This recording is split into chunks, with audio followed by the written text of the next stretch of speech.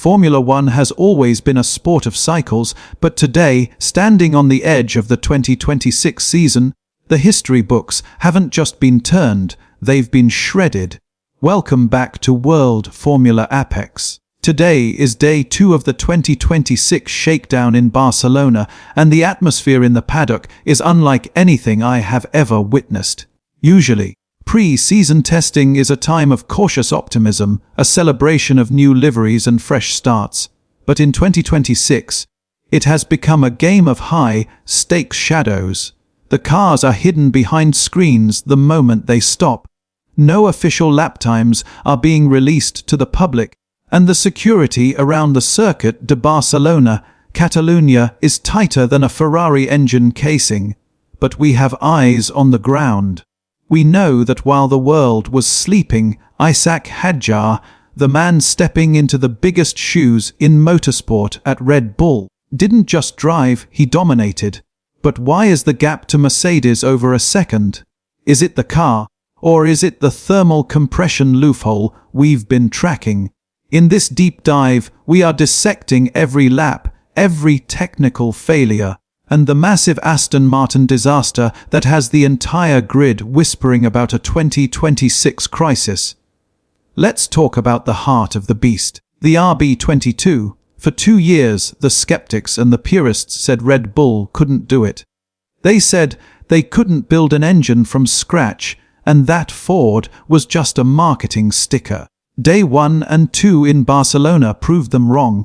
The Red Bull powertrain's Ford unit hasn't just shown up, it has set the benchmark.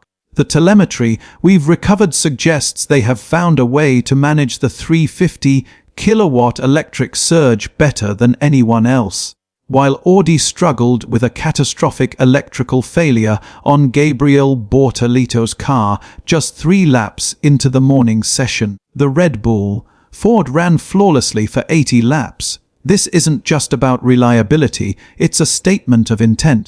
Hadjar is using the manual override mode on the main straight to gain a massive 12 kilometers per hour over the Mercedes of Kimi Antonelli. It's a level of efficiency that suggests Red Bull has decoded the 2026 electrical recovery cycle faster than the heritage manufacturers.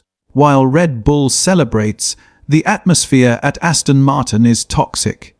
They have officially skipped the first 2 days of testing. Think about the gravity of that decision. In the most radical regulation change in history, a team with top-tier ambitions is sitting in the garage. Our sources inside the team say the integration between the new Honda power unit and the Aston chassis is a nightmare of cooling.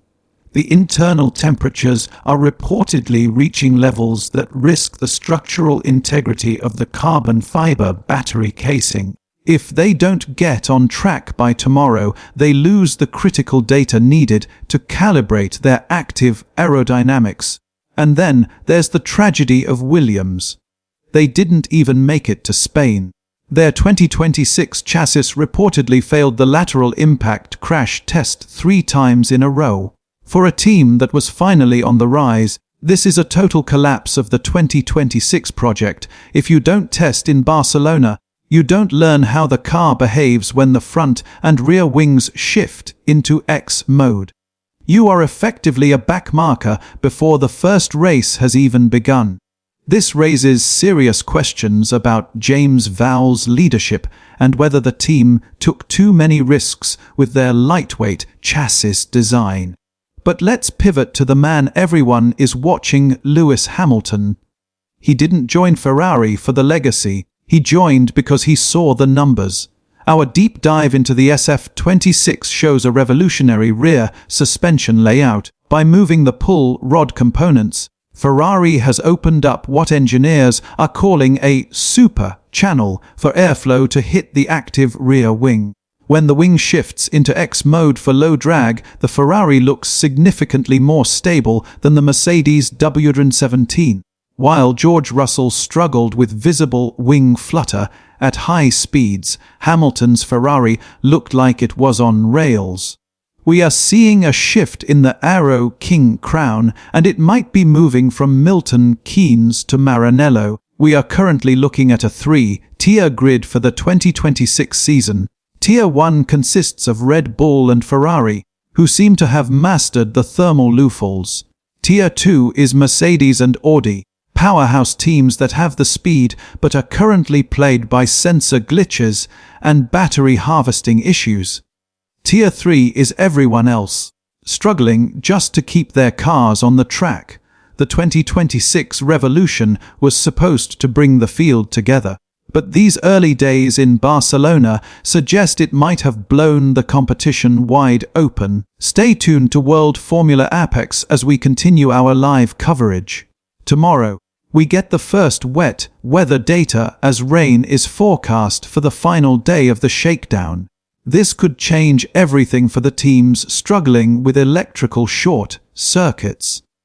Don't forget to hit that bell icon and subscribe. At this rate, the 2026 championship might be decided before we even reach the Bahrain grid. I'm your host, and this is the apex of the racing world.